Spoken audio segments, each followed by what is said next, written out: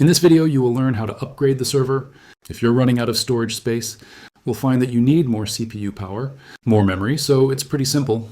So I'm in here on the Service tab. I've opened up the server, and you just want to click vertical scaling. And if I just click here, so let's upgrade it. When it upgrade it to a 2 GB server, so we're going to hit the Scale Now button. So just keep in mind again, this is going to take some time, and it's going to take the server offline again.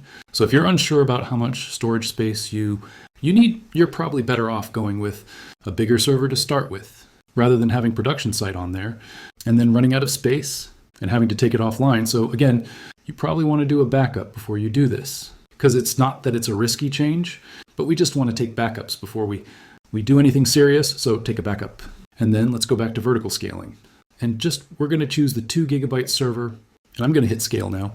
So some notes here about what's going to happen. So you see here, additional scaling can take up to 10 minutes.